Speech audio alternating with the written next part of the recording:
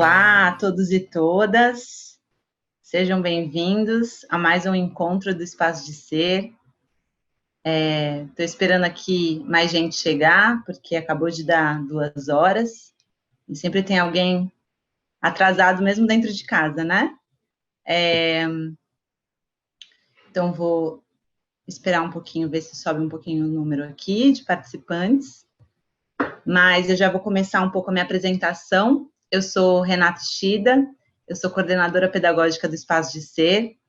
Para quem está chegando agora por aqui, o Espaço de Ser é um programa que se propõe a ser parceiro das escolas no sentido da construção efetiva de uma educação integral. Então, por meio de aulas semanais, que a gente prefere chamar de encontros, que já são desenhados e com todo o material disponível pelo Espaço de Ser, as crianças poderão trabalhar, se envolver e se desenvolver integralmente, desenvolver suas competências gerais e socioemocionais, tais como autoconhecimento, comunicação, criatividade, pensamento crítico. Hoje, a gente dá início a um ciclo de eventos e conversas para celebrar esse mês que é tão importante para a educação, né? É um mês que a gente celebra o Dia dos Professores e das Professoras, é o dia que a gente comemora o Dia das Crianças, né? O mês que a gente comemora o Dia das Crianças. Então, a gente resolveu chamar de Mês da Educação, um mês em que a gente vai convidar pessoas, trabalhadores e trabalhadoras da educação, para pensar junto, né? O que é celebrar, se não a possibilidade da gente juntar forças, da gente juntar ideias, da gente juntar corações para melhorar aquilo que a gente gosta tanto, que a gente acredita tanto. E aqui a gente vai tentar construir e inventar caminhos juntos e juntas para uma educação integral de qualidade. Hoje, para a gente dar início a esse mês de educação, com uma conversa importante, o nosso tema de hoje é pensar um pouco sobre as nossas relações, né? Que esse ano não está sendo fácil, é quase um consenso geral, né? Está sendo muito difícil se acostumar com as mudanças impostas pela pandemia, lidar com a gente mesmo, com as nossas oscilações de humor, com as diferentes opiniões, né, com as diferentes posturas, com as diferentes demandas, né, porque cada idade, se a gente pensar, cada idade tem uma demanda diferente, e aí no meio disso tudo, os gestores e gestoras das escolas têm uma função aí de mediar as relações. Então, pensando nisso e querendo cuidar disso, a gente vai chamar 2 pessoas super parceiras aqui para pensar, conversar, inventar junto. A primeira pessoa é o Lucas Barreto, que é diretor regional do Elite Rede de Ensino. Ele é formado em fisioterapia e educação física, é pós-graduado e pela COPED e Fundação Dom Cabral. Iniciou sua trajetória no Elite Rede de Ensino em 2008, como estagiário de educação física e posteriormente foi amadurecendo sua carreira como professor, coordenador, diretor de unidade e desde 2014 é diretor regional do grupo, cuidando atualmente de 7 escolas. Então, seja bem-vindo, Lucas. Obrigada pela sua presença aqui hoje. Não sei se você vai dar um oizinho aqui pra gente.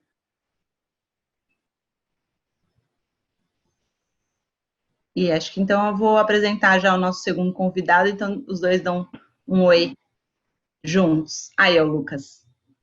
Boa tarde, Lucas. Seja bem-vindo. Olá, e aí, Rê, tudo bem? Tranquilo? Adorei a Tudo apresentação. ótimo. Jesus, Que bom. nem eu lembrava que estava em 2008, me fez agora sentir mais velho. É interessante a gente voltar e rever a nossa própria trajetória, né? Muito legal. Eu estou muito feliz aqui. Eu sou fã de carteirinha do Espaço de Ser. Assim, o projeto para mim é absurdo de maneira. As crianças são super compradas. Vocês criam muita coisa legal. Inclusive eu me divirto muito com eles em vários projetos que vocês criam. E eu estou aqui super comprado para a gente fazer aí uma tarde, um bate-papo, enfim, um diálogo bem bacana. Espero conseguir agregar bastante aí. E a gente está junto. Eu e o Brunão aí, você, a gente vai conduzir uma coisa bem legal. Que bom. Obrigada, Lucas. Então, nosso segundo convidado é o Bruno Rossato, professor formador de professores das redes pública e privada. Ele é geógrafo, professor de geografia da UFRJ, formado na UFRJ, e mestre em engenharia cartográfica pelo INE. O Bruno Rossato deu aula no ensino fundamental, médio e superior. Foi diretor de escola e revisor de materiais didáticos e paradidáticos. Trabalhou em projetos de protagonismo estudantil e com ações afirmativas que valorizam a diversidade e combatem o preconceito nas escolas. Também trabalhou com fomento à pesquisa e avaliação externa e atualmente exerce a função de gerente da formação inicial da Escola de Formação de Professores da Secretaria Municipal de Educação e trabalha na assessoria pedagógica dos Colégios Franco Brasileiro e Centro Educacional da Lagoa. Então, bem-vindo, Bruno. Obrigado pela disponibilidade e pela presença hoje. Olá, boa tarde a todas e todos. Eu que agradeço a oportunidade de aprender um pouco aí com todo mundo. Acho que esses espaços são fundamentais para a gente avançar, né, nesse propósito que nós todos temos. Vamos conversar. Então, vamos lá.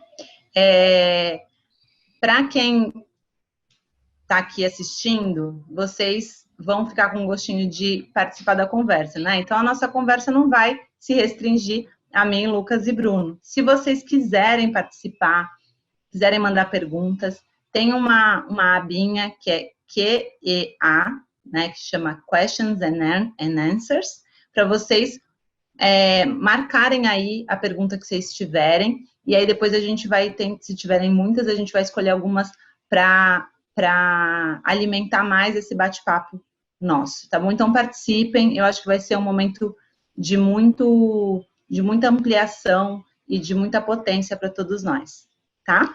Então eu vou começar com algumas perguntinhas para ambos.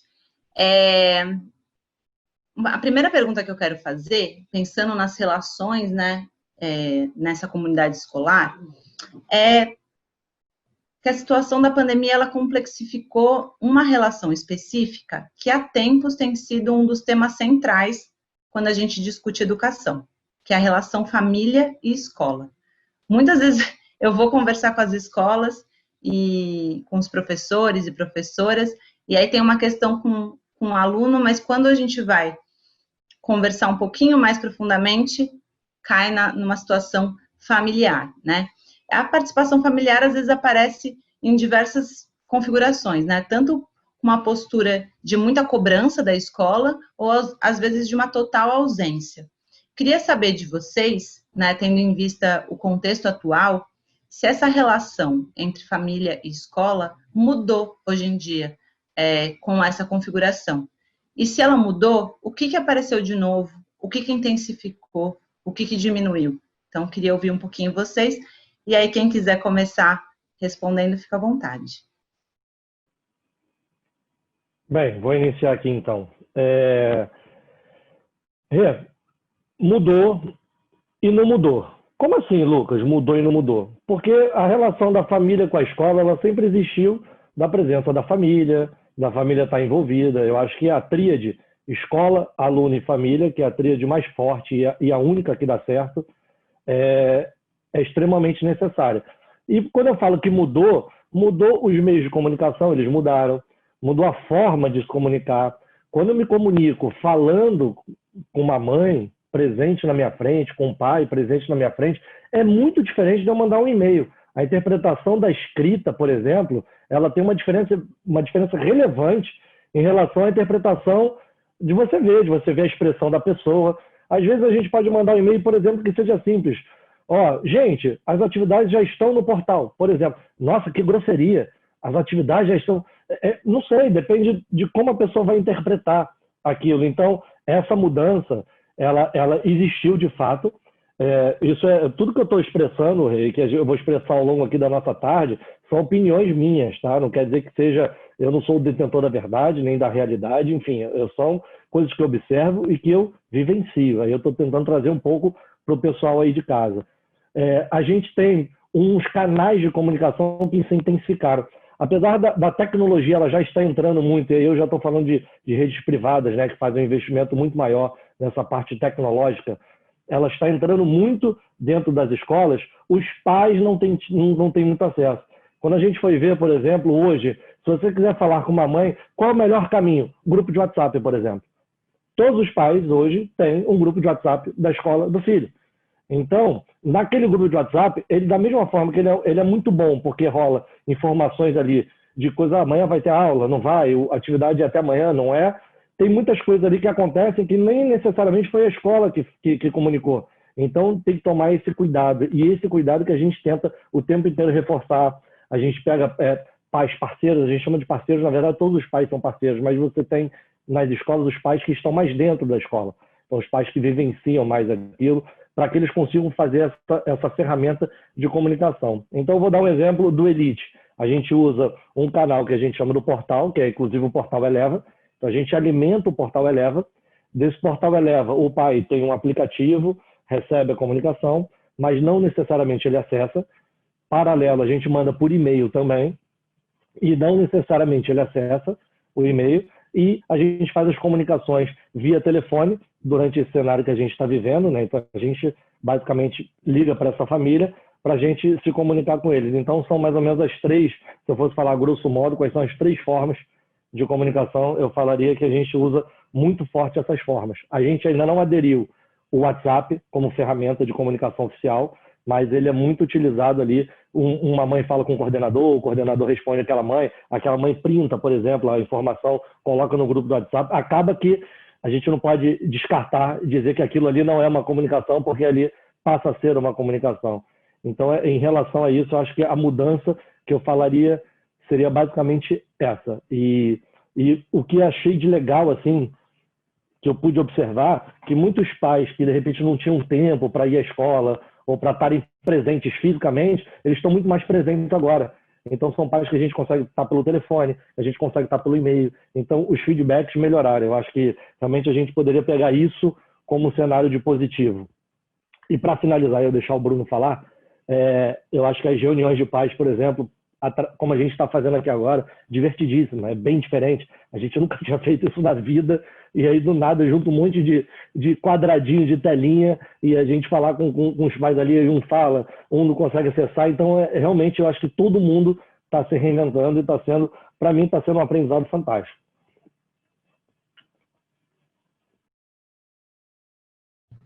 Obrigada, Lucas. Quer complementar, Bruno? Quero sim. Primeiro, eu já vou fazer uma consideração para todo mundo, que eu estou com as crianças em casa. Essa semana é minha semana. E tá difícil. Eles estavam calmos, já abriram a porta, deixaram a porta aberta, fui lá, fechei a porta, já negociei. Perdoem a vida real, né? Como a Renata disse um pouco antes. Eu concordo com o Lucas, não estou na gestão, mas participo, observo e ainda sou também, dentro desse universo que é a comunidade escolar, eu sou pai, né? Sou professor, participo da gestão, então concordo com ele que não foi uma mudança, né? Mudou no sentido que avançou mais, talvez seja isso, né, Lucas? Avançou mais, pensando aqui também muito em cima da fala dele, da sua pergunta, a participação da família na escola, né? Eu acho que a escola começou a participar mais da família também, né? Porque a gente passou a entrar na casa das pessoas, né? Então, a troca foi muito intensa. Ao mesmo tempo, o pai, e aí falo por mim, e por tantas outras mães e pais, a gente passou a trabalhar também para as escolas, né? Porque eu passei a ser tutor do meu filho online. Então, assim, eu acho que teve a mudança nesse sentido que avançou muito, integrou muito. A gente está distante, eu acho que virou já um clichê, né? Em todos os lugares falamos, a gente está distante, mas está mais próximo. E eu concordo com isso. Assim, isso foi sentido e bem sentido na experiência nas experiências que eu tive. Eu falo em experiências que eu tive porque o universo da educação ele é gigantesco. Então, quando a gente está aqui, como bem o Lucas disse, humildemente falando sobre educação, a gente sempre está com aquela coisa na cabeça do qual é o nosso universo amostral, né? E para quem eu estou conversando, quais são as pessoas que estão assistindo aí, qual é a realidade dela e o quanto ela vai se sentir contemplada ou não, né? Que isso, essas pessoas vivem em que planeta? Então, é sempre bom, é o óbvio que tem que ser dito, a gente recortar que o nosso universo é extremamente limitado, nem o Lucas, que também tem um universo bem grande, o meu também é gigantesco, mas quando a gente coloca no todo de um país e das possibilidades de quem vai assistir isso que a gente está conversando agora, essa troca, né, a possibilidade de a gente estar falando uma coisa um pouco fora do eixo é grande. Por isso que a gente está tentando bem amarrar de maneira geral. É isso. Acho importante, Bruno, você trazer essa complexidade da diversidade, né? Porque quando a gente fala de comunicação entre escola e família, né, a gente está falando também das possibilidades de cada família, como o próprio Lucas comentou, né? Será que essas famílias têm acesso à internet ou têm um manejo tão fácil com os meios tecnológicos, né? Antes da gente começar essa conversa, a gente estava, inclusive, falando de quanto os adolescentes, as crianças têm uma facilidade, às vezes, muito maior do que nós adultos, né? Que não nascemos nesse mundo tecnológico, né? Mas aí, quando a gente fala de uma diversidade brasileira, a gente está falando de possibilidades, inclusive, materiais, de conseguir essa comunicação ou não, né? Nessas formas. Então, pensando nisso, né? Acho que a gente já acabou entrando um pouquinho já nisso, eu queria saber com mais profundidade se essas estratégias de comunicação com as famílias, elas mudaram nesse momento. Vocês estavam falando de, por exemplo, o grupo de WhatsApp, mas o grupo de WhatsApp provavelmente deve ter intensificado. O Lucas estava falando muito das mães. Os pais começaram a participar mais também, por conta dessa situação? Antes, se era um público majoritariamente feminino. Em relação a tempo, né? A frequência aumentou na comunicação com as famílias? Vocês estão sentindo que a conversa com as famílias, elas precisam ter uma frequência maior do que anteriormente? E quais os temas que vocês têm conversado com as famílias?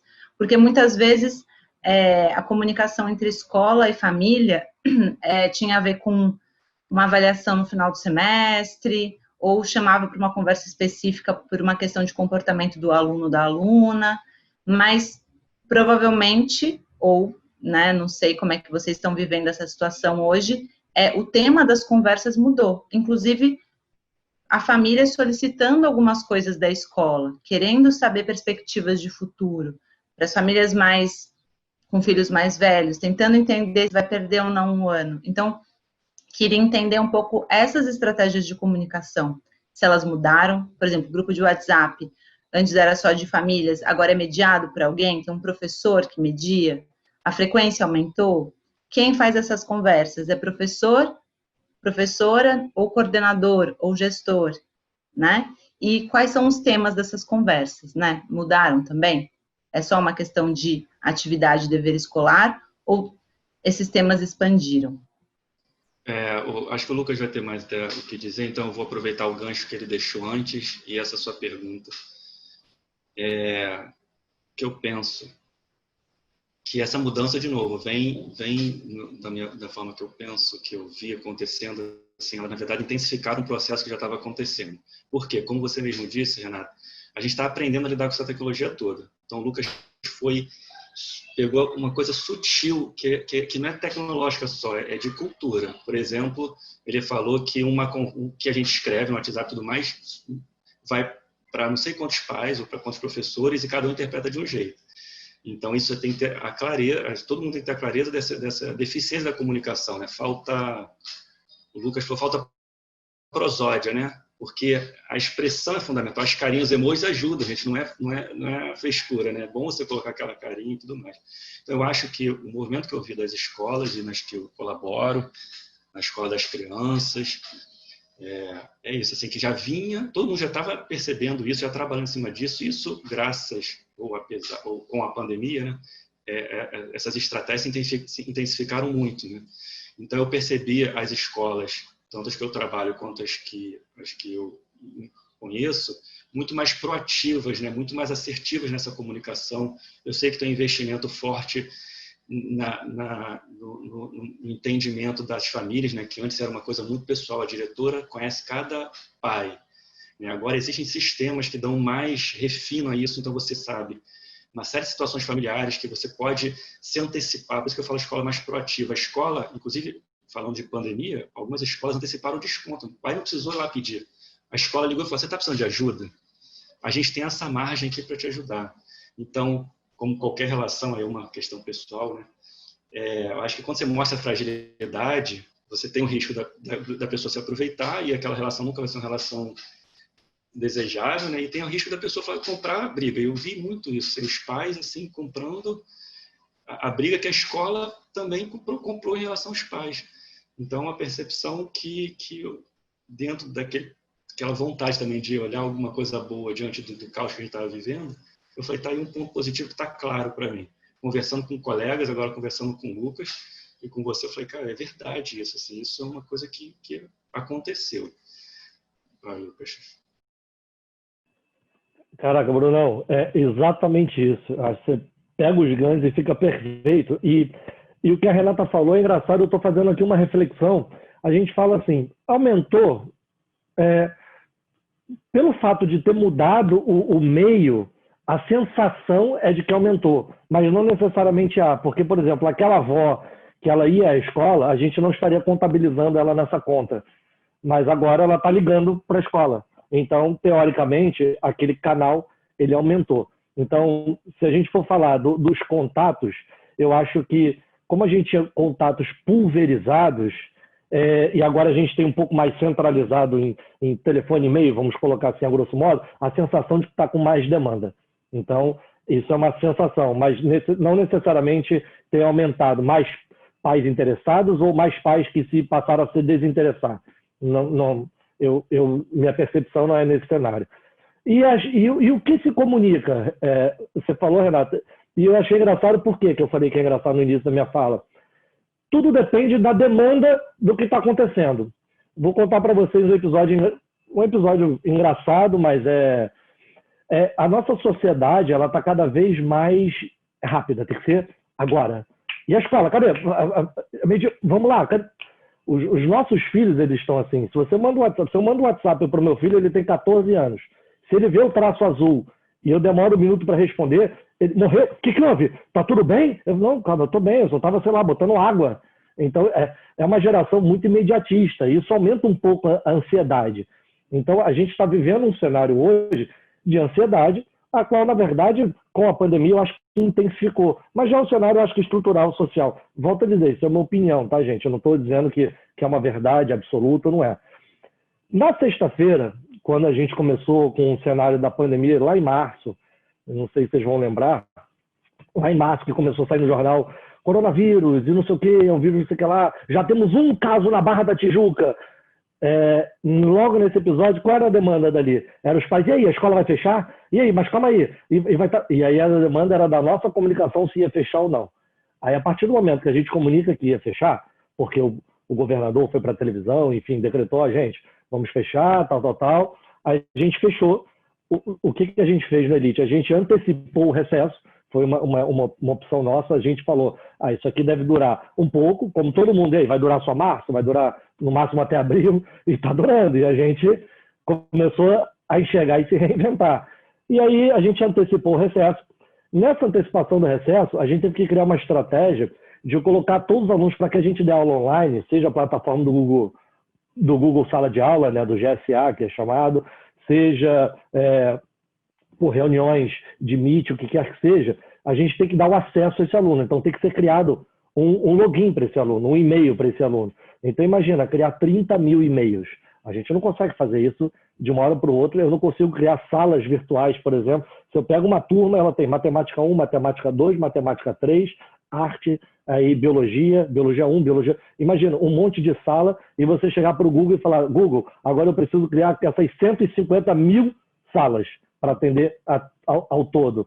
Então, como a gente não consegue fazer isso operacionalmente, a gente começou a colocar aulas gravadas logo no início. Então, a gente gravava aulas, disponibilizava. Por quê? Para o professor começar a colocar o professor com acesso, começar a colocar as famílias com acesso, para depois a gente conseguir colocar o formato online, que é como a gente vem trabalhando. O online é exatamente isso. Deu a hora da aula, eu estou aqui, eu estou dando aula para vocês.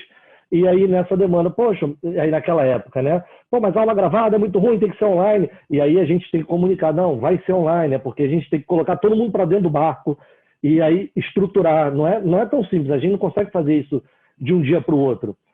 E E isso fez com que essa ansiedade fosse gerando e a gente fosse conseguindo. Mas as aulas vão voltar agora em julho? O que vai ser feito? Então, essas demandas do que vai ser feito, como vai ser feito, é um pouco maior do que era. Devido a isso, uma coisa que eu acho que é necessário, mas eu acho que estressa um pouco, tanto a comunidade que eu falo administrativa, quanto os alunos, quanto aos pais, é a quantidade de informação que eles recebem. Porque a gente agora tem que falar coisas que a gente não falaria. Vou dar um exemplo simples. Eu ia à sala dos alunos e falaria com eles: pessoal, amanhã a prova vai ser às 10 horas, ok? Beleza? Eu não precisaria mandar um comunicado para todos os pais para informar que é a prova, porque eu já tinha comunicado, já está no calendário. Hoje eu tenho que mandar um e-mail dizendo: pessoal, a prova amanhã não sei o quê, agora vai ter não sei o que lá, já está na plataforma não sei o quê, e as aulas, o projeto tal que ia ter vai ser não sei o quê, entre nesse link para não sei o quê, a reunião do não sei o quê, a volta. Então, a gente está bombardeando os pais de informação. E às vezes ele não consegue direcionar e filtrar, porque ele começa a receber um monte de comunicado. Imagina, e aí ele vai lendo aqueles comunicados todos ali. Ó, o filho do Bruno, mostra aí, Bruno, cadê? Ah, que gata! Você é uma gata, sabia? Muito fofa.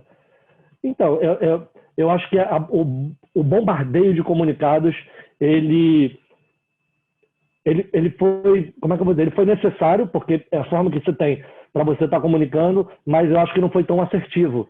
Porque se eu estou comunicando e eu tenho um pai, por exemplo, me ligando para perguntar se a prova vai ser amanhã, significa dizer que eu não estou acertando aquela forma de comunicar. Então, acho que a gente tem que pensar e se reinventar para comunicar de uma forma mais assertiva. A gente poluir menos esse bombardeio de comunicados. Mas eu acho que, realmente... Pode falar, Bruno. Isso, e o papel também das escolas que eu trabalho, que colaboro, também assim, elas, como a informação estava com pouca qualidade lá de fora, né, e a gente... Isso é um zoeiro, assim, como a informação do lado de fora estava muito ruim, né, da mídia, governo e tudo mais, a escola também passou a ter esse papel. Eu vi as escolas comunicando, assim, os pais confiavam no que a escola dizia, e muitas vezes a escola sem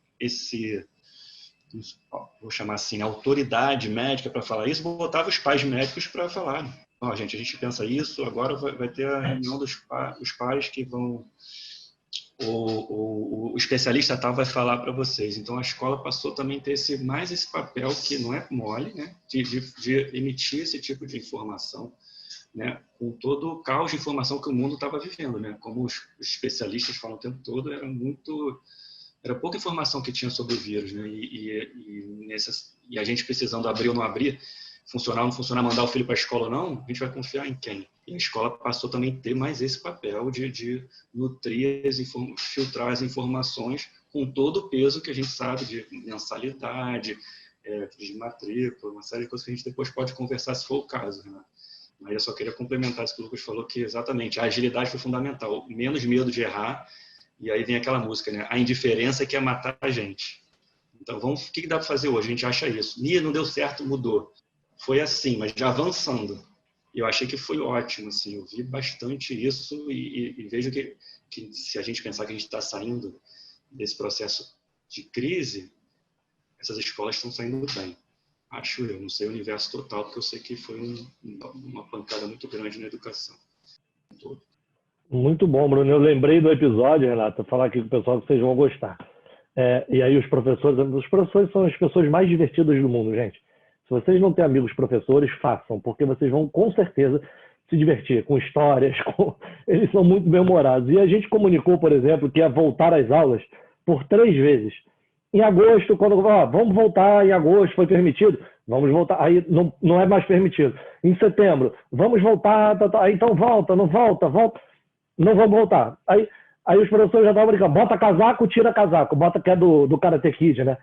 Bota casaco, tira casaco. E aí, volta, não volta? E aí foi muito legal, a gente voltou gradualmente, então a gente está voltando com o ensino médio e as turmas preparatórias agora. No dia 19 a gente volta com o que a gente chama de anos finais, né, que é o Fundamental 2, e a gente vai voltar com anos iniciais, o infantil, no dia 26, dia 29. 29, 26, eu não sei de cabeça, mas enfim, a gente fez gradual exatamente para que a gente conseguisse entender qual é a demanda. Os protocolos estão sendo seguidos, tão bacanas, porque a gente entende que os maiores conseguem seguir os protocolos melhores do que os pequenos. Então, de fato, aquela galera dos maiores já estando na escola, seguindo, aí vai contaminar naturalmente os médios e vai contaminar os menores. Então, essa foi um pouco da estratégia que a gente usou. E está sendo super positiva a princípio. Gente, vocês passaram por tantos assuntos e eu já tinha preparado algumas perguntas aqui, eu fiquei pensando em outras coisas que vocês falaram, assim, uma dessa comunicação é o quanto você falou, Lucas, por exemplo, que antes o professor vinha, né, o coordenador ia na sala de aula, dava uma informação diretamente para os alunos. E agora essa comunicação, muitas vezes, ela é mediada pela família, né? Será que isso não altera um pouco a autonomia dos alunos, no sentido de se organizar? Né? Eu preciso ser responsável pela minha organização, pela minha agenda, pelo meu calendário, né? E agora tudo é permeado e tudo não, né? Dependendo também da escolha da escola, acaba sendo mediado pela família, porque a escola também acaba transmitindo essas informações para a família. Isso veio como uma pergunta pela sua questão. E aí eu já vou colocar uma outra pergunta, porque aí vocês já vão respondendo um monte de coisa, porque eu sei que vocês gostam de fazer vários caminhos, e professor é assim, né? Começa a falar uma coisa, aí resgata outra, e vai fazendo um bem bolado. Então, outra coisa que o Bruno falou também, que acho que é uma dor das famílias, das escolas, é um pouco esse tensionamento que se faz, né, do lugar da escola hoje dentro do contexto pandêmico. Vocês estavam falando um pouco de que a escola muitas vezes ficou com esse papel de transmitir algumas informações ou de tomar uma decisão, fica às vezes, eu não sei se vocês estão vivendo isso também, de uma pressão da família de voltar ou não voltar, né, porque eu acho que isso acaba sendo um pouco não é unânime, né? E aí, qual é o papel da escola? É um papel mediador ou é um papel decisor, né? O que a escola faz nesse sentido? Porque a gente está falando hoje de relação. A gente não está aqui, e eu acho importante colocar isso para quem está nos ouvindo, a gente não está aqui para defender um lado, né? A gente está aqui para pensar como a gente consegue se comunicar e criar estratégias num contexto em que não há unanimidade, né, em que há muitas pressões. Então, assim, se por um lado as famílias começaram a sentir com mais intensidade a sobrecarga de trabalho, de ter que ficar com as crianças o dia inteiro, né, a gente está vendo o Bruno aí fazendo webinar e a criança pendurada aqui, né, a filha pendurada, ter que ajudar nas atividades escolares. Então, isso pode trazer um reconhecimento do trabalho desenvolvido pelos educadores e educadoras, mas, por outro lado, se eu estou fazendo esse papel, então eu não preciso deixar mais meu filho na escola, eu não preciso pagar mais a escola, né? Então, será que o papel, a perspectiva que as pessoas têm da escola, que as famílias têm da escola mudou também nesse momento, né? A escola é esse mediador, essa mediadora ou esse lugar de decisão? Enfim, queria que vocês falassem um pouquinho sobre isso, porque eu acho que é uma coisa super importante que muita gente está querendo ouvir mais opiniões. Eu vou primeiro responder a pergunta em relação à autonomia, né, do aluno. Eu acho que tem muita coisa bacana que a gente consegue como professor, e aí a coordenação entra às salas, só que agora não entra mais na sala física, né? Ela entra na sala virtual do professor, e aí tem coisas que ela ainda consegue dar um recado ali para aquele aluno. Então isso ainda acontece. Por exemplo, pessoal, a atividade de biologia é até sexta-feira, tem que colocar no portal e a gente vai corrigir. Então não se perdeu totalmente, a gente meio que se reinventou a forma, apesar de mandar para o pai aquilo, e normalmente os pais eles alinham com o filho, já está sabendo da biologia, né? Eles estão mais por dentro de coisas que às vezes eles deixavam passar. Outra coisa que eu achei interessante, dentro desse cenário que a gente está vivendo, é que as crianças desenvolveram habilidades de autonomia para estarem ali sentado, assistindo a aula naquele horário. Eu acho que eles ficaram mais como é que eu vou dizer, mais obediente não seria essa palavra, eu não estou sabendo achar a palavra, mas mais compromissado, digamos, com a atividade. Porque ele já sabe que ele tem que sentar naquele horário, ele tem que assistir a aula, e a gente vê vários cenários também de crianças que já estão também, já chegam nesse ponto. Meu filho é um. Meu filho tem 14 anos, até agosto ele estava perfeito, depois de agosto ele já estava assistindo a aula deitado, aí depois já está com a perna para o ar, agora a aula já cai do celular, já está do computador, virou o celular, enfim, eles já estão também um pouco saturados, e aí eu como pai, eu vou dosando a mão, né? Beleza, um pouco aqui, um pouco ali, porque eu acho que eu, como educador esses anos, eu percebi que não adianta eu obrigar a criança a fazer. E todas as vezes que a criança ela é obrigada a fazer, ela não faz, ela vai pensar em outra coisa. Eu dou um exemplo clássico para os pais que realmente se encaixam muito. Filho, você tem um dever de casa? Não, pai, já fiz, que eles fazem no intervalo ou fazem voltando na condução para se livrar, né? Porque também até eu faria. Olha o nome do negócio, dever de casa. Parece que é aquela obrigação. Pronto, já me livrei da obrigação. Mas não tem nada para estudar? Não, já estudei. Não interessa. Senta e estuda. E aí eu falo para os pais, você consegue colocar ele sentado com o livro aberto, porque você controla o corpo dele, você controla o horário dele, mas a cabeça você não controla. Ele não está ali prestando atenção, ele está ali pensando no joguinho do Among Us, ele está ali pensando o que ele vai fazer mais tarde, ele está ali pensando, caramba, não dá 3 horas logo para eu acabar a hora que meu pai delimitou para eu estar aqui estudando. Então, na verdade, o que eu entendo que está acontecendo como pedagogicamente, digamos, para que ele haja evolução, ele tem um entendimento da importância dele estudar. E se aquele cara ele não está acostumado a estudar, Renata, 30 minutos, 1 hora, ele não vai estudar 30 minutos, 1 hora, mas ele consegue estudar 5 minutos. E 5 minutos eu falo para ele, você está melhor do que ontem, que você não fez nada. Então esse é o caminho, é ser gradativo. E aí eu acho que dentro desse cenário, aqueles que não estavam tão acostumados a ter uma rotina, eles estão conseguindo ter mais uma rotina. Então, esse respeito à rotina. Isso é respondendo a primeira pergunta. Eu vou responder Lucas, a segunda. deixa eu falar dessa também, Pode depois falar. Você vai para a próxima. Fala aí, Bruno, vamos embora. Essa Renata, é boa. Perdoe, a gente vai atrapalhar tudo que você perguntou.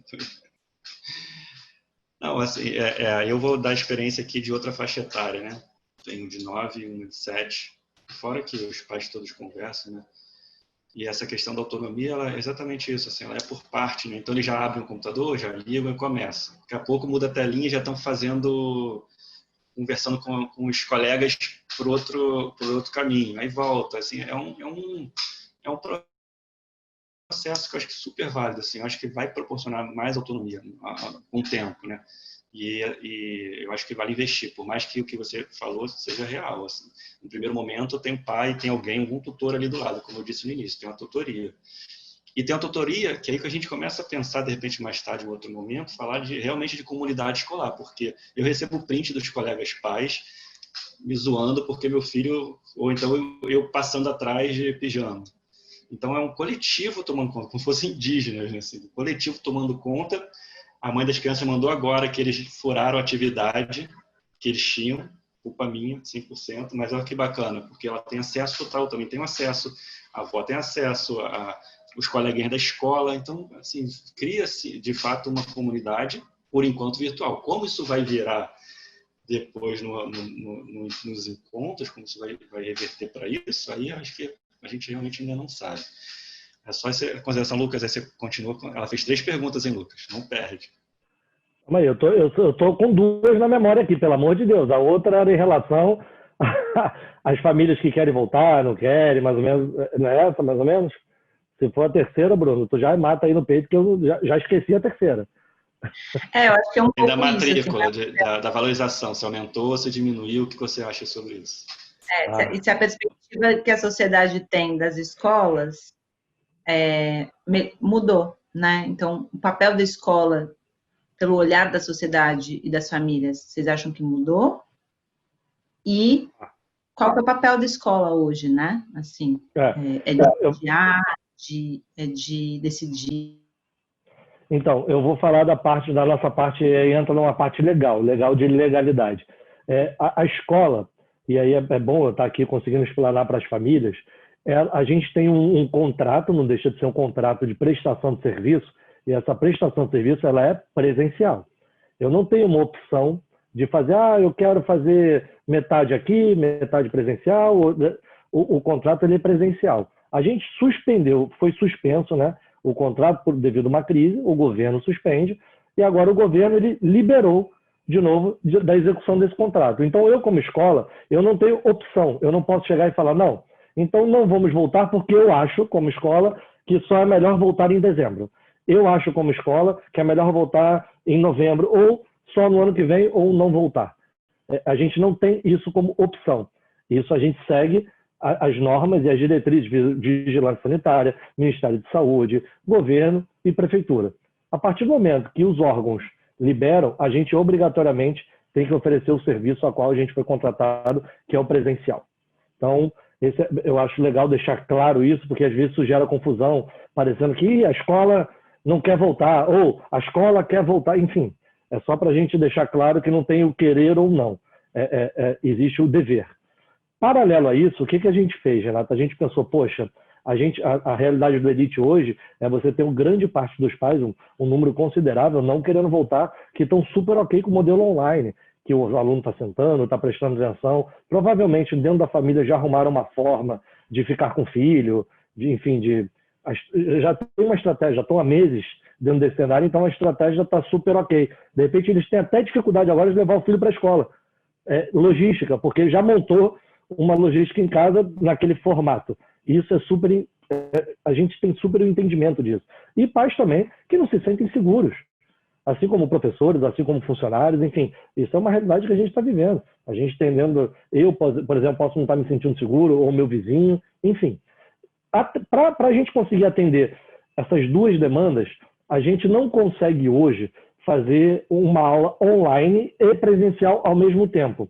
Isso é inviável operacionalmente. Por questões de redes de internet, por questões do próprio material que a gente teria que usar. Vou dar um exemplo de uma unidade a gente inicia com 34 aulas, só numa unidade, numa parte da manhã. Imagina 34 professores, ao mesmo tempo, a quantidade de dados que teria que ter para transmitir esses dados, além da curadoria daquilo. Porque imagina, eu estou dando aula para vocês e falo, gente, exercício 1, beleza? E eu estou aqui esperando fazer exercício 1. Imagina a pessoa em casa esperando fazer o exercício 1. Eu não consigo ter aquela troca que eu tenho no online. No online eu consigo me programar, eu consigo fazer uma curadoria daquilo que eu vou apresentar. Ou seja, até a qualidade da gravação, por sinal, ela é bem melhor, porque eu consigo ver o que está acontecendo. Eu consigo antes aprovar ou não aquele conteúdo. Então a gente vai botar as aulas gravadas, para respeitar os distanciamentos, as salas de aula não comportam todos os alunos, então a gente chamou de semana A e semana B. Então na semana A, a gente separou por letras, por exemplo, de A a K, um grupo na semana A, para ficar bem claro, não tem, porque o João o João tem que estar no outro por causa do nome dele. Respeitando também, foi bem legal, a escola a gente conseguiu, de certa forma, atender os irmãos, para a mãe não ter que levar, imagina, um numa semana, aí o outro na outra semana, para ela também se programar, os pais, né, se programarem na logística. E uma pessoa está em casa assistindo a aula, o mesmo conteúdo daquela pessoa que está na sala de aula. Na outra semana, ele vai estar a casa assistindo o conteúdo daquela mesma pessoa que está na sala de aula. Então, a gente consegue ir mantendo o planejamento e mantendo os conteúdos, né, em linha, sem problema nenhum. Porém, aquele que não quer ir à aula presencialmente também não vai ter problema, porque o da semana sempre vai ter aquele conteúdo que ele estaria dando na sala de aula. Esse foi o formato. Aí você vai me perguntar assim, Lucas, então esse aí gabarito, cara, melhor do mundo, não, longe de ser. Mas, longe de ser. A gente sabe que existe um prejuízo, a gente sabe, mas só que esse prejuízo é de tudo, tanto da criança, quanto da família, quanto da escola. Só que eu tenho certeza, e eu posso te afirmar que a gente está tentando fazer o melhor que a gente consegue com o que a gente tem. Por isso que eu durmo muito confortável de falar, cara, a gente está entregando a melhor forma possível dentro do cenário que a gente tem. Então, foi legal essa sua pergunta, porque dá para esclarecer, tem muitas dúvidas ainda de, mas por que vai voltar? Por que não vai voltar? Então, é só para a gente alinhar e colocar todo mundo na mesma página. Brunão, pode complementar. Ainda faltou uma pergunta, mas eu vou complementar essa no sentido de que você deu um exemplo sobre volta ou não volta, e a gente pode incluir a lei, pode incluir, inclusive, essa disputa judicial. E o mais importante, e eu vi isso acontecer nas escolas, a transparência, entendeu? Colocar tudo na mesa. Inclusive, a questão... e foi o que aconteceu nos episódios de sucesso que eu vi. Coloca na mesa o que está em jogo, voltando ou não voltando. A escola está preparada, tem infraestrutura? Tem isso, mas os caras... A comunidade escolar, que é bem maior do que a gente citou, né? Tem os funcionários, tem muita gente envolvida, ela vai como para a escola, né? Ela passa com transporte público e tudo mais. Então, isso tudo tem que estar posto, claro, sabe? Por isso que eu falei, assim, é muito importante a questão, eu chamei de fragilidade, mas colocar tudo na mesa, toda a situação na mesa e chamar essa comunidade para conversar. E foi isso, foram várias lives, várias formações bem-sucedidas, no sentido de que as pessoas entenderam claramente a situação da escola, que, como o Lucas disse, conforme o Lucas falou, tinha que agir com velocidade, mas tinha um risco, né? Porque a gente quer acertar, mas quando você faz uma coisa muito inédita, então essa questão de pensar no todo não é de uma hora para outra que você se liga, que se você transmitir todas as aulas da sua escola, vai acabar o pacote de dados, não vai comportar, não vai conseguir transmitir. Imagina, monta tudo, comunica tudo e chega na hora não funciona. Todos os alunos em casa frustrados. Já tem escola que tem condição, então já está transmitindo as aulas e parece que essa semana tem funcionado bem. Porém, como o Lucas também disse, uma coisa é você dar aula para os alunos e ter uma câmera de filmando, outra coisa é você preparar uma aula para ser online, né? Existe uma diferença muito grande, muito grande, muito grande. E aí volto novamente à questão da sutileza da comunicação e do entendimento. Que não é assim, gente, é só ter uma aula, qual o problema? Isso que as pessoas leigas vão falar. Agora, quem está ali na operação, como ele, tem que prestar atenção em tudo, porque na hora que não funcionar, ninguém vai entender que foi esse detalhezinho. Não funcionou, não funcionou. Se foi que ele não pagou a luz da escola, ou se foi um detalhe da operadora, não vai fazer diferença. Lucas, faltou a questão da relação do reconhecimento da comunidade. Pode falar, Bruno. Vai pegar o cargo de mediação aqui. Não, estou colaborando. Assim, não tenho ainda essa resposta, acho que ninguém tem, mas quando isso começou a aparecer, né, que a escola vai ser mais valorizada, outros falam, não, vai ser menos, eu achei muito interessante, eu acho que vai ser uma coisa que a gente só vai descobrir de fato ao longo desse processo que não terminou ainda. Eu só acho que ainda não dá para fazer uma associação direta a essa coisa da retirada do filho da escola, da desmatrícula, né, sei lá como chama isso, de uma questão de valorização não da escola, né? Porque a ameaça é que realmente o impacto econômico foi absurdo no nosso país. Então, em princípio, escolas particulares, existe um responsável, um casal responsável, uma mãe ou um pai, que está ganhando bem menos e ele tem que fazer escolhas duras, né? E às vezes é manejado de uma escola ou outra. No cenário da escola pública também não tem nada fechado, mas as ameaças é que vários alunos não vão voltar, porque já entraram no sistema de trabalho familiar e tudo mais.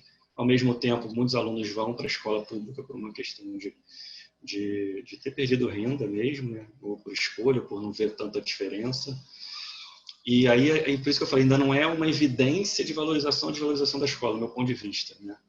O que a gente tem de evidência são os comentários, são os parabéns que as escolas recebem. Poxa, vocês deram conta, o apoio. As escolas fizeram muitas formações para os pais também, apoios psicológicos, formações que tinham esse cunho, apoio psicológico, a formação tinha esse cunho, muita conversa, então foi um apoio.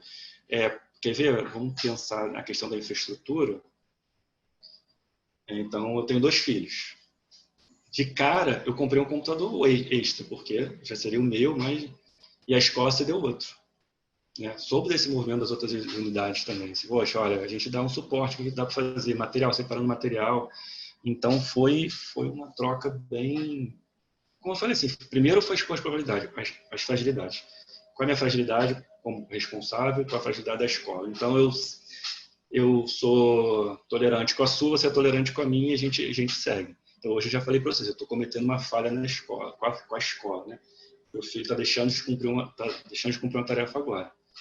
A escola não vai fazer como, em geral, faria assim, perdeu. Isso na internet pode ter acabado. pode ter acabado a luz aqui. Entendeu? São várias situações que a gente tem que ter a tal da empatia, que não pode ser da boca para fora, que pode ter acontecido 1000 coisas. Inclusive, o pai dele está ocupado nesse momento, não poder dar o suporte para ele. Eu assumo. E a mesma coisa a escola. A escola falhou comigo, falhou com meu filho, falhou com... Qual é a situação da escola? Nesse dia, não comportou a quantidade de dados que o professor de educação física passou uma atividade, cada aluno tinha que devolver um vídeo demonstrando a atividade, então não foi transmissão de texto do Word, foi transmissão de vídeo do aluno fazendo, estou chutando, hein, Lucas, perdoa, mas fazendo uma ponte. E isso estourou a internet e a gente não tinha pensado nisso. Aí eu, como pai, por outro lado, eu falo assim, entendi, o que tem que ter é a transparência, aconteceu isso.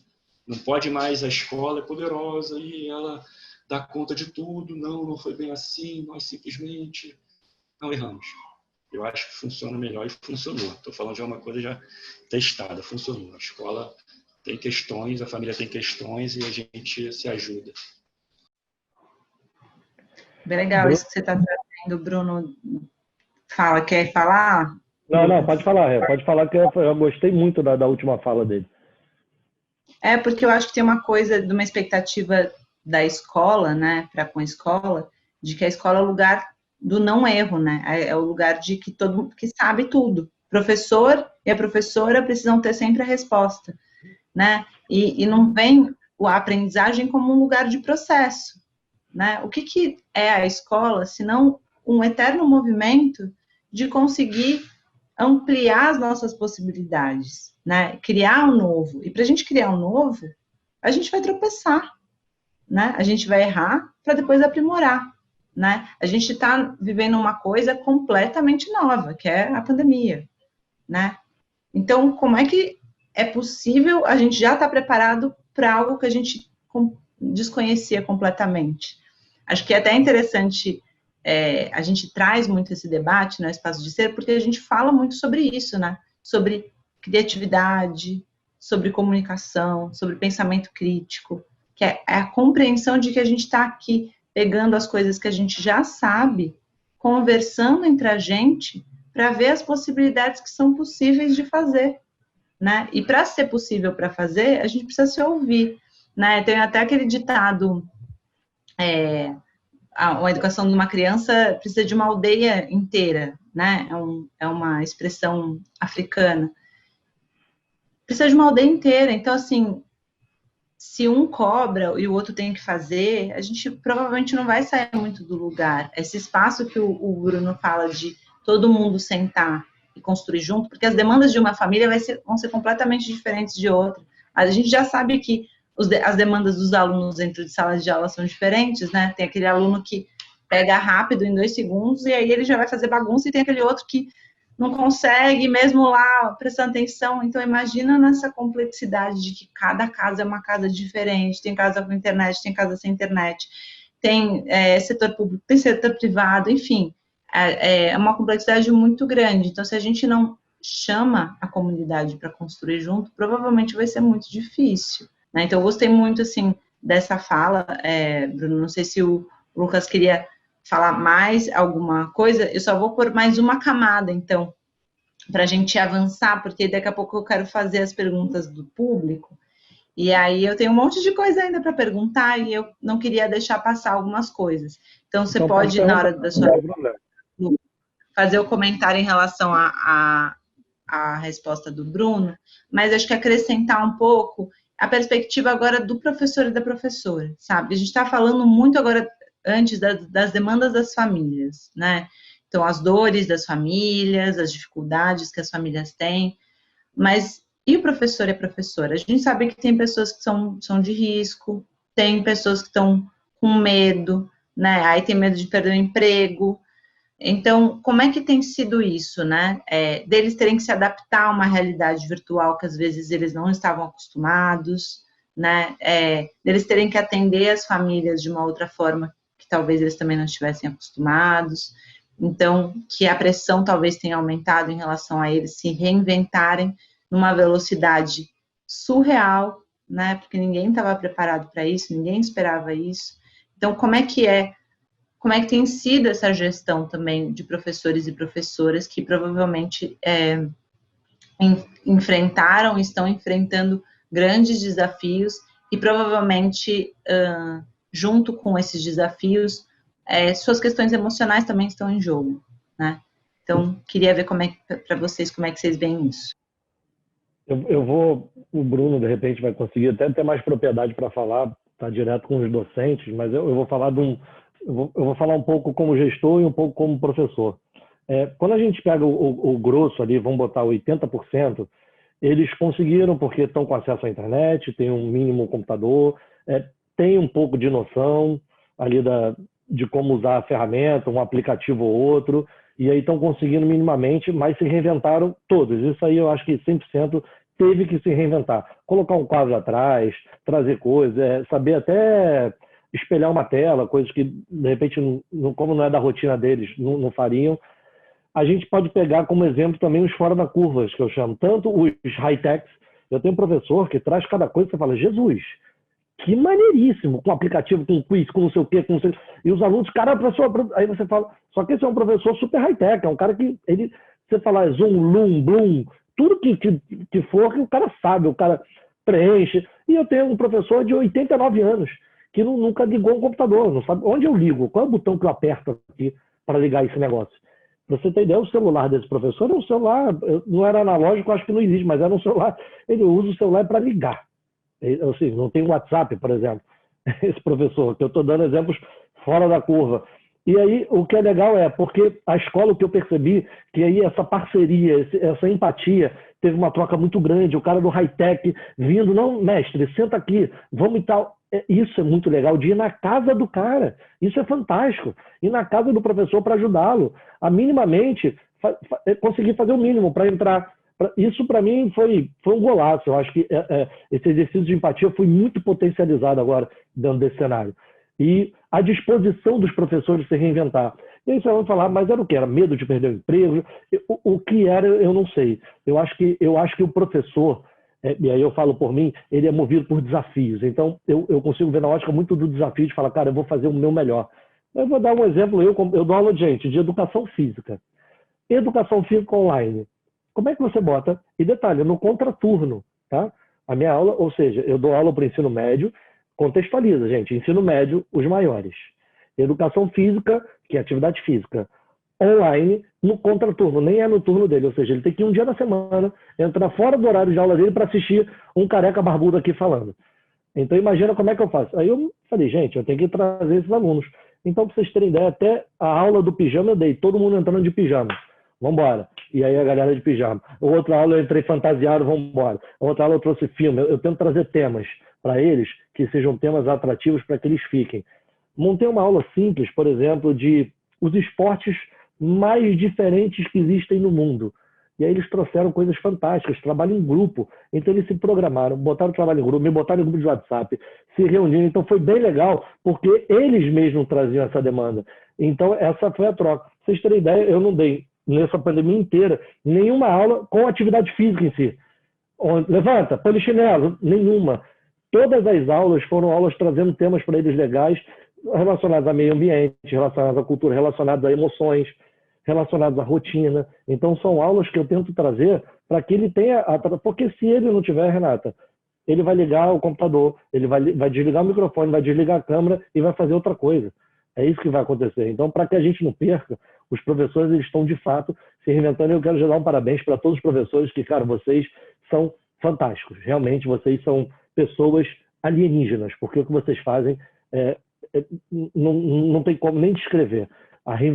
Se reinventar. E, poxa, eu estou com problema na internet, vamos embora. Aí está no grupo, não, comprei um pacote de dados aqui, o outro, não, estou levando o celular para você e mexe.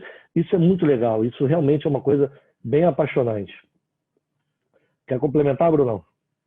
Sim, aí como o Lucas disse, eu vou falar um pouco por mim, pelos colegas e um pouquinho do que foi feito no público e no... Calma aí, rapidinho, fala.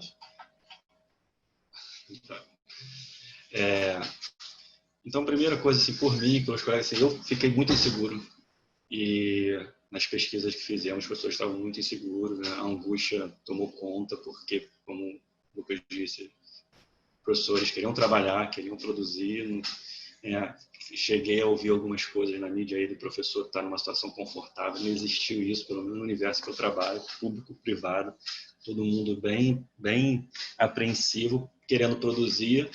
E aí tinha a perspectiva do aluno, que eu acho que não faz parte da pergunta nesse momento, que tá bom, vou produzir, meu aluno não tem computador, como ele vai conseguir? E aquele aluno que tem aquela questão, como ele vai ficar na frente do computador? Percebi isso em vários segmentos. Então, da parte do professor, primeiro era acolher essa insegurança, sabe? Falar, se vira, nunca resolveu nada. O cara pode até se virar no primeiro momento, mas não vai ter aquilo. Então, eu percebi. Eu fiz parte disso também, do acolhimento, a essas questões. E imediatamente, como a gente já falou, começam as ações. Então, por exemplo, lá na escola de formação, a gerência de formação continuada lançou logo de cara cursos para que os professores aprendessem tutoriais para mexer no Classroom, no Forms, no Kahoot. Tinha tutorial para o cara ter o universo das ferramentas. Privado, no Franco, foi dada formação para explicar até a diferença do que é um instrumento, da estratégia pedagógica nessa área. Nós indicamos e produzimos também formações para o socioemocional, que a gente sempre botou isso como carro-chefe, socioemocional, indicamos vocês lives de pessoas que ensinavam até a fazer cenário. Isso aqui vocês estão vendo é o novo, porque o meu cenário, luz, não tinha nada disso, Isso tudo foi um apoio que eu recebi de pessoas mais sensíveis, porque vocês vão me ver no breu aqui, que eu fazia tudo no breu. Isso já foi uma melhora e vai melhorando também a qualidade do trabalho, vai melhorando a minha segurança. Então, acolher isso, acho que foi o grande passo para começar todo o resto que você já até mencionou. E isso continua, porque depois que o cara pega o jeito, tem que lembrar que quantas horas ele está na frente dessa luz, Já tem pesquisas falando sobre como isso cansa. Numa reunião presencial que a gente está brincando, é diferente. Então, a quantidade de cortisol que eu estou liberando no meu corpo agora é outra, porque eu estou sendo observado, sei lá por quem. Então, isso acontece com qualquer um, pode fazer exame, antes e depois. Então, tudo isso tem que ser compreendido vou chamar de gestão, já que o tema é gestão de professores, até para melhorar, refinar essa forma de falar, entende? De solicitar. Mas eu estou te pagando. Esquece isso. Estou te pedindo dessa forma, eu sei que essa situação é isso que você precisa para fazer isso. Aí vem a parceria, porque depois vai ter a volta. A escola também não vai ter, o cara deixa que eu use o meu computador, minha luz, entendeu? Porque é a parceria que está fazendo a diferença, está salvando. Já vou ser mais agressivo, está salvando. Então a escola foi gentil comigo nesse momento, eu vou ser gentil com a escola nesse momento.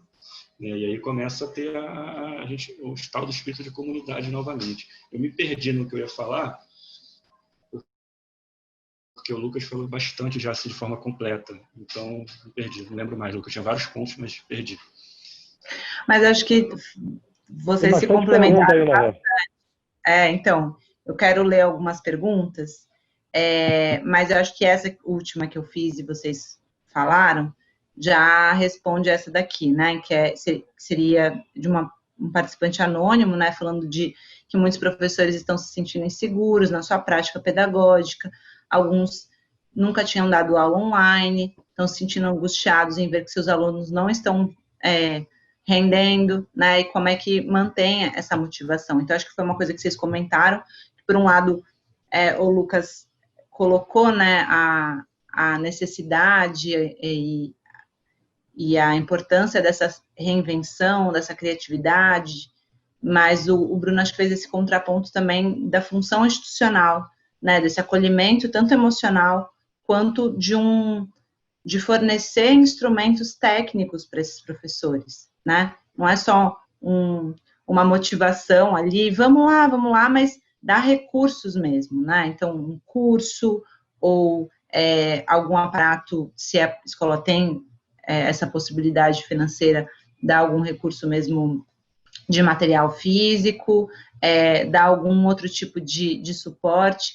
E eu acho que retomando até um pouco o que vocês falaram anteriormente, de fortalecer a rede da comunidade escolar. O Lucas falou muito isso, de quanto um professor consegue apoiar o outro também, e que isso é interessante, é potente, e que vale a gestão investir nessa colaboração entre professores, né? Que isso fica muito legal. Mas eu vou partir então para alguma... te cortando, aconteceu mesmo. O Lucas não está falando de um mundo imaginário, ideal, não. Aconteceu, sabe? As pessoas foram muito parceiras uns dos outros. Eu vi de verdade acontecendo. Parabéns de novo, reforçando o que ele disse.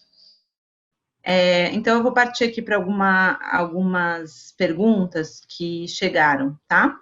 Tem uma pergunta aqui que gostaria que comentassem a baixa adesão dos alunos ao ensino remoto e me auxiliassem nos desdobramentos de diálogos com os pais que me questionam o porquê pagar mensalidade se não há engajamento dos filhos e resultados concretos.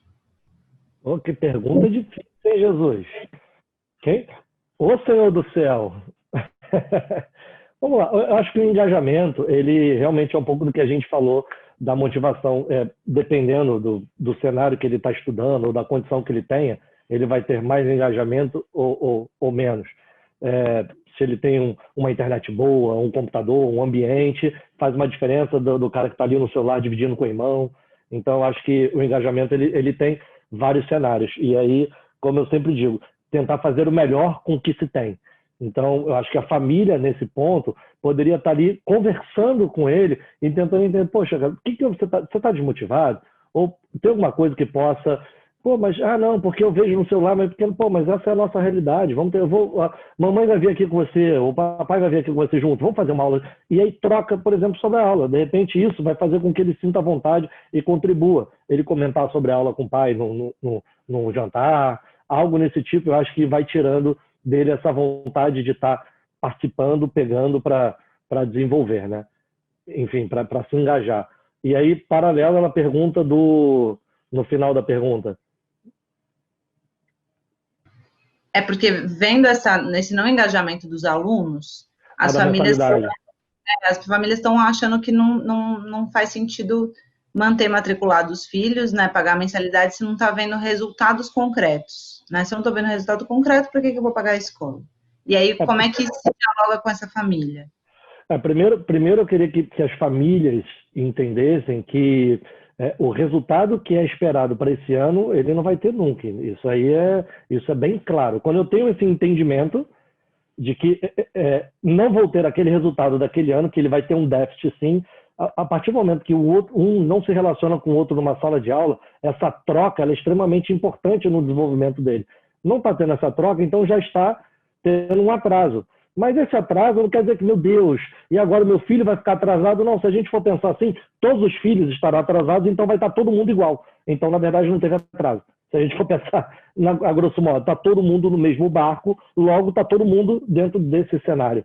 Em relação às mensalidades, e aí alguns pais, mas a escola não está pagando a luz, não está... É só para deixar claro que o que as escolas estão fazendo é o ensino não presencial. O ensino não presencial é diferente de um EAD. Um EAD, eu tenho um professor, onde ele dá uma aula para 5.000 pessoas. O ensino não presencial, eu tenho aquele professor dele dando aquela aula dele. E o custo, quando a gente fala de custo de uma escola, um percentual muito alto, em torno de 85%, são pessoas, porque a escola é feita de pessoas. Então, a gente está falando desde os diretores, coordenadores, inspetores, o pessoal da limpeza, a secretaria escolar, os professores. Esse é o grande custo. Não é a luz da escola que vai fazer a diferença ou a água da escola que vai fazer uma grande diferença naquela conta.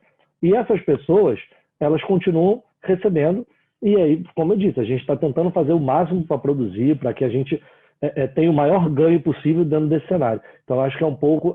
essa é a mensagem que eu passaria para as famílias, para os gestores de escola. Eu acho que é um pouco nessa linha.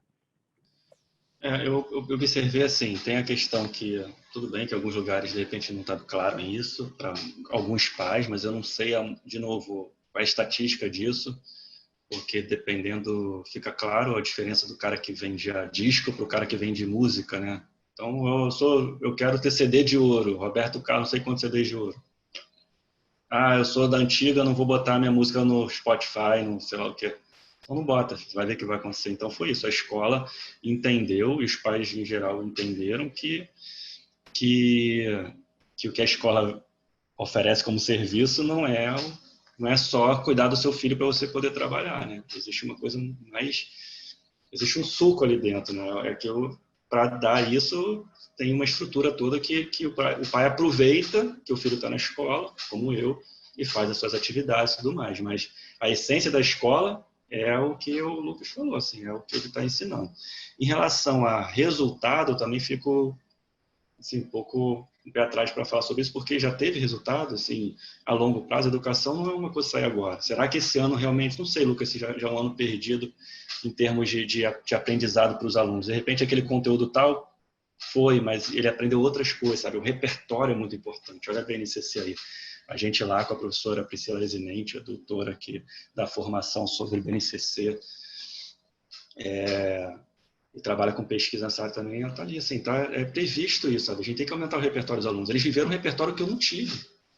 Isso fez mal para eles a longo prazo, a médio prazo, não dá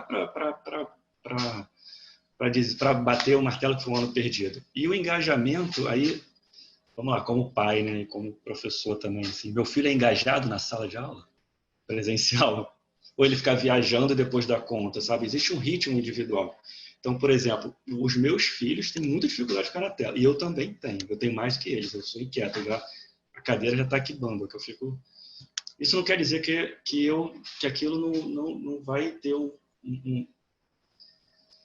resultado positivo ali na frente quando eu sentar a estudar, entendeu? A gente não sabe o que fica. Então, na sala de aula, o pai está ali do lado assistindo e fala, cara, meu filho está prestando atenção em nada. Então, se voltar ao presencial, ele também não vai pagar, porque o filho na sala talvez seja até a mesma coisa. O professor está falando, ele pega uma parte, pega a parte para outra, entendeu? Não sabe, o pai agora está... A sala de aula era uma caixa preta para os pais. Só não era mais porque o pai também já foi aluno, então ele tem aquela vaga lembrança que o filho dele está sentado numa carteira. Agora, o que está acontecendo lá, ele não sabe. E agora ele está vendo ali, está pagando, ou não, né? E o filho dele está... O que o professor falou? Ah, não sei, o professor é muito chato, o professor é muito chato, fala, não sei o que. Ué, gente, e era assim, e não era assim antes, na época dele? Agora, o professor é muito chato, mas ele não tira nada para descartar, então não entra nem na escola. É uma questão, assim, eu não sei se o aluno que performava mal performava bem na sala de aula, no sentido de participar, levantar o dedo, ele não está fazendo a mesma coisa. A minha experiência é que ele está fazendo a mesma coisa. Rafinha está lá, assistindo a aula da minha filha toda hora.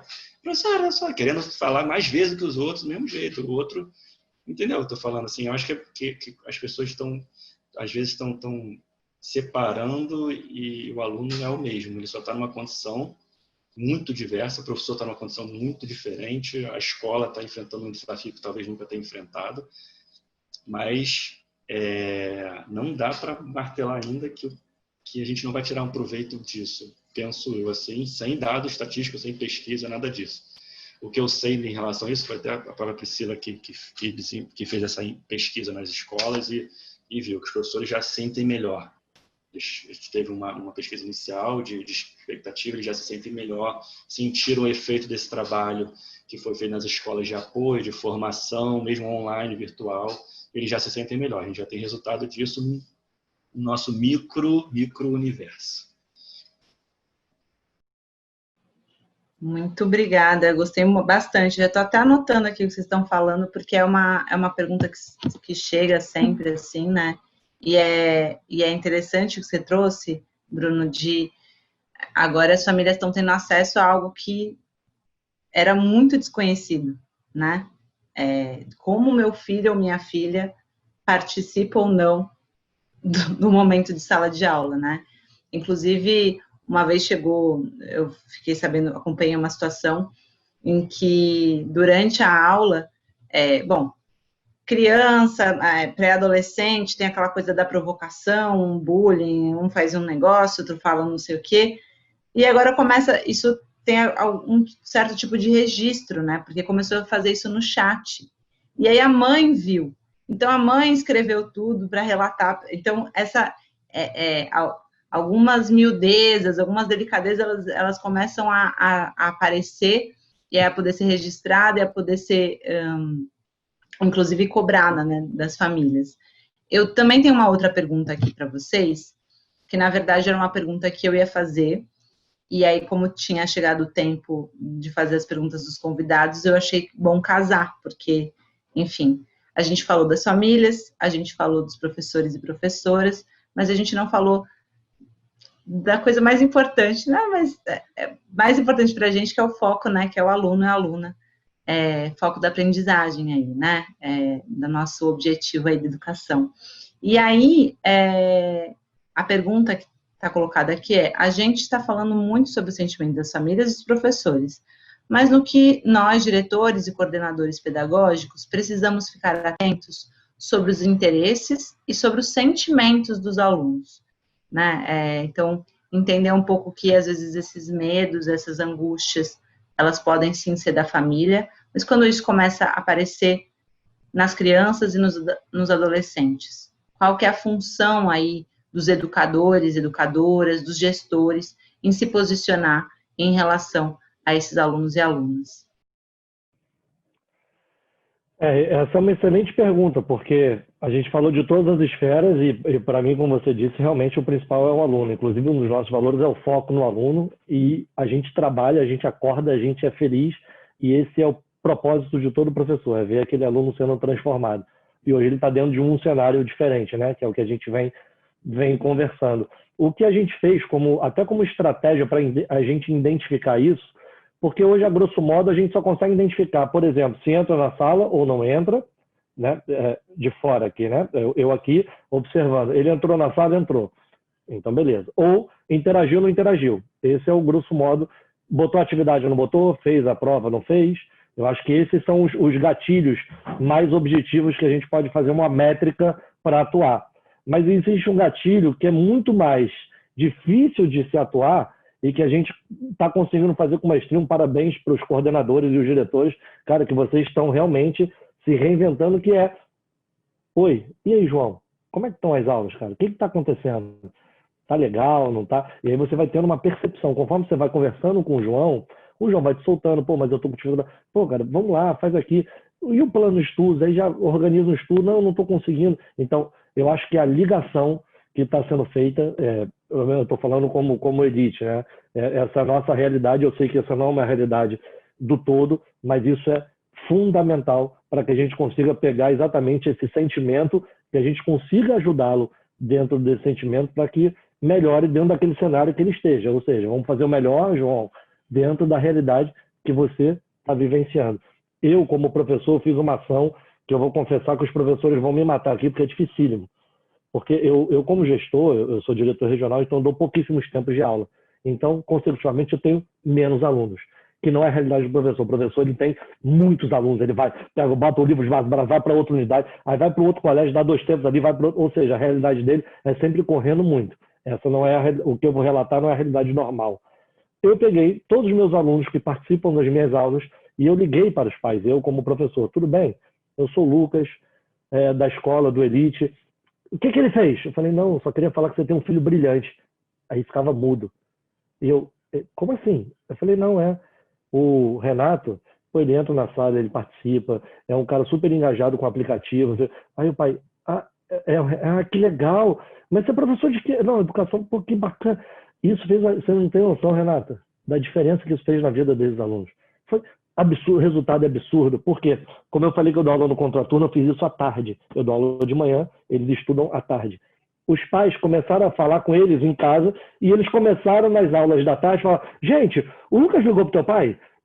Então ficou muito engraçado, porque e foi muito legal, porque você vê de fato que eles são brilhantes.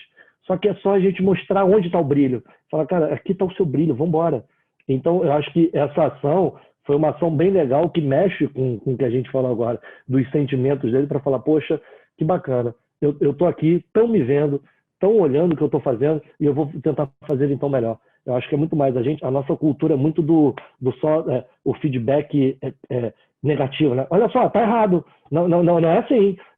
E a ótica positiva ali não é nossa cultura. Então, de fato, tentar transformar isso aí a fórmula vencedora. Isso, volto a dizer, minha opinião, tá, gente? Lucas, em relação a isso que você falou, não é a sua opinião, não. Isso eu tenho dados para a gente conversar em outro momento, porque foi uma experiência muito rica que eu vivenciei, está coberto de razão. Falando sobre os alunos, assim, essa questão dos alunos, que também talvez seja o lado mais frágil, né? Não sei, estou chutando. Então a ideia, primeiro, assim, usando aquela metáfora que é muito boa do avião, né? Quando a aeromoça fala assim, coloque a sua máscara primeiro, depois do seu filho em cada acidente. Isso sempre me incomoda, porque eu fico, não sei se eu conseguiria botar máscara em mim para depois botar no meu filho, não. Acho que é salvar eles, mas a recomendação é técnica, gente, é técnica. A educação é técnica, tem emoção, tem amor, mas é uma profissão, né, que tem técnica. Então, nesse cenário, eu acho que a decisão foi correta de assim, vamos botar máscara em quem passa essa confiança para o aluno, que é o professor. Se o professor chega atordoado, eu sou inseguro, como eu falei, me coloquei também nessa posição. Como eu vou aparecer para o meu aluno? Né? Meu aluno está nessa expectativa também de ter como eu brinquei vocês antes, assim, em relação a outra situação, não tem nada a ver, mas vocês vão lembrar, bola de segurança, assim. O professor está lá, assim, a vida continua. Eu acho que foi uma sensação que os alunos tiveram. Não tem pesquisa, mas a gente conhece alguns relatos, assim, quando o aluno vê o professor falando, caramba, a vida seguiu, assim, aquele Armagedon, aquele mundo acabando, o professor está lá, está vivo, está falando comigo, está pedindo para eu ligar a câmera. Só isso, eu não falei de conteúdo ainda, né? Mas só isso eu acho que já foi um alento. Esse professor também foi instruído, né? E muitos fizeram por conta própria, eu conheço muitos, né? Das redes que já tinham essa prática, isso é importante, sempre diferenciar. Tem gente, parece que tudo começou agora, mas já tinha essa prática de como é que vocês estão, vamos respirar, isso. Pessoas tomaram a iniciativa de já ter uma relação online com os alunos, eu acho, com toda a segurança, supervisão, mas para esse momento de tá tudo bem aí, todos bem, podemos ir, e espaço para acolher os sentimentos e seguir com a matéria. Essa dobradinha aconteceu e os resultados foram bons. Sempre tem aquele risco que quando você se abre, que o aluno abre, ele pode trazer coisas que você vai ter que dar conta, como coordenador, diretor, né? Porque é isso, quando você quer ouvir, a pessoa pode falar muitas coisas. Mas foi importante também, porque se de fato a gente quer que esse aluno aproveite, que ele tenha performance, a gente tem que entender o que está atrapalhando. Às vezes não é aula online, nada disso, é alguma coisa que está por trás, que muitas não são nem difíceis de serem resolvidas. O próprio bullying vocês já citaram. O aluno que às vezes, eu vou falar, imagina, vou falar que estão falando isso comigo, aí a professora vai explanar para todo mundo, vai piorar mais ainda. Então, quando o professor consegue no miúdo, às vezes virtual, e a gente sabe também, se isso tem estudo, né, que às vezes virtualmente a pessoa é mais corajosa do que pessoalmente, né? Por mensagem ela consegue falar coisa que ela não conseguiria falar. Então, isso tudo aconteceu, né? Não, a gente não sabe a proporção, escala, uma série de situações aí, em todas as esferas. E o professor, um pouquinho mais de pulmão, porque a gente perdeu muito pulmão nessa história toda, né, no sentido metafórico de ar, né, porque foi tenso, ele estava mais preparado para receber esse aluno que também estava precisando de apoio. Em relação à performance virtual, o que a expectativa é que o aluno tem que ser mais protagonista, que as aulas e as propostas exijam mais da produção deles, entende? Porque ouvir está difícil demais para todo mundo só. Mas foi o que tinha no início. Agora a gente já percebe um trabalho mais toma lá da cá o tempo todo com o aluno e a expectativa é que isso melhore a questão que, desculpa, mas foi secundária, que era a performance, se ele estava aprendendo muito. Primeiro era vamos nos salvar, né? Vamos sobreviver. Isso acho que também não tem como afirmar, mas acho que aconteceu, pelo menos no ambiente que eu trabalho. E segundo, agora vamos dentro desse cenário que já está posto, como a gente vai crescer e aproveitar tudo isso e dar conta disso tudo que é importante. E lembrando que nada foi abandonado, que ainda tem BNCC, tem itinerário de ensino médio, né? A Priscila está dando essas formações lá, porque, como diz, o show tem que continuar. Mas o mais importante foi a sobrevivência dessa maneira simbólica que eu estou falando. Bem legal, acho que pensando nessa relação diretamente com os alunos e alunas, né, a gente consegue amarrar bem a discussão dessa, na verdade foi um começo de conversa, né, porque daria para a gente falar um montão de coisa ainda, né, mas o quanto para a gente cuidar desses estudantes, a gente precisa também estar muito alinhado entre nós, profissionais, e com as famílias, né, fazer uma escuta acho que verdadeira, né? Como o Lucas falou também, de ser uma coisa, se mostrar presente, né? Que muitas vezes não tem fórmula, mas você precisa estar ali se mostrando presente, mostrando que está acompanhando. Como você falou, Bruno, né? Só dos alunos olharem e falar, ah, meu professor está aí, as coisas continuam, tem uma continuidade diferente, mas que não se rompeu, né? Ela se modulou, ela se transformou, né? Então, ela se transformou, mas eu continuo aqui, tecendo com você, né? Eu acho que tanto na realidade dos serviços públicos quanto nos serviços privados, acho que essa questão da presença, né, de colocar disponível, da escuta, né, de você escutar sem preconceito, né, não num lugar de julgar, você não está dando conta da lição de casa, você não está dando conta do dever online, mas de poder se colocar escutando e poder criar junto com o aluno, né, novas estratégias para que ele consiga aprender, talvez seja o caminho mais potente aí para a gente garantir essa continuidade da educação. Pensando que, como vocês dois falaram, né, talvez a educação que a gente pensava que a gente ia garantir, os conteúdos que a gente pensava que a gente ia garantir para esse ano, não vão ser todos cumpridos, mas a gente trabalhou tantas outras questões, tantas outras habilidades e competências, né? A empatia, né? A escuta empática, a colaboração entre os próprios colegas, professores ou os alunos, os próprios alunos. Então, acho que a gente está trazendo muita força para esse âmbito também das competências socioemocionais aí, né? Nesse momento. Eu queria muito agradecer a presença de vocês, queria agradecer muito a presença de todo mundo que acompanhou a gente hoje. Se você desejar aí ser parceiro do Espaço de Ser, quiser o Espaço de Ser como parceiro da sua escola numa construção da educação integral, vocês depois entrem em contato com a gente. Mas eu queria ver se você... Aí tem um telefone, tem um QR Code, que vai ficar disponível também depois no final da nossa conversa. Queria convidar o Lucas e o Bruno para também fazer uma fala final, se despedir, falar o que vocês quiserem, e já deixo o convite aí para próximos papos, porque acho que ficou com um gostinho de que a gente não deu conta de tudo hoje, né? Então, mais uma vez, muito obrigada aos dois. Se vocês quiserem falar um tchau e uma palavra final, fiquem à vontade. Vou usar esse espaçozinho para fazer os devidos agradecimentos, né? Vocês que fizeram esse convite. Eu acho que o caminho é o diálogo, então, como eu pensei, por mais enrolado que eu esteja, eu tenho que dialogar, né? Eu não posso deixar passar essa oportunidade de participar de conversas sobre esse assunto, que a solução é conversar, eu penso assim. Então, eu tenho que agradecer a vocês, tenho que agradecer o Lucas aí pela ajuda, pela troca, agradecer a minha equipe que está segurando a onda. A gente está aqui em mensagem, mas não é a mesma coisa, então agradecer a todo mundo, agradecer as direções das escolas que eu colaboro, e as crianças que foram nota 9,5. E é isso. Obrigado. Gente, eu acho que a palavra realmente é gratidão, né? Eu queria agradecer primeiro o Espaço de Ser. Eu não quero na minha escola o Espaço de Ser, eu quero na minha vida, porque realmente é um projeto fantástico. Se você não tem, vale a pena conhecer mais e se aprofundar, que vocês vão ficar apaixonados assim como eu. Agradecer ao Bruno, a Rê, esse bate-papo aí bem saudável, bem bacana.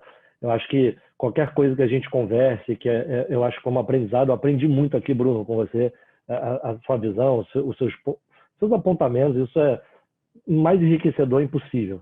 Então, eu quero agradecer também ao time das unidades que estão ali batalhando, e aí vão fazer melhor, vão pensar, vão fazer o drive tour, que os pais passam de carro, vão fazer um drive-in, onde os pais vão de carro, e aí, a respeito disso, isso para mim é fantástico, e são vocês que estão fazendo.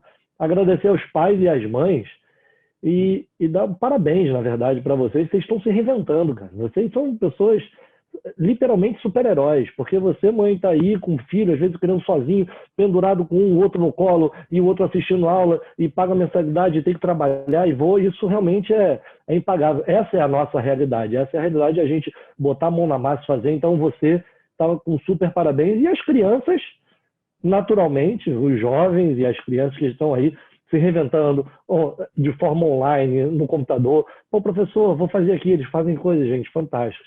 Vocês podem pesquisar aí depois no YouTube, deve ter, quando eles ligam as câmeras para todos os professores.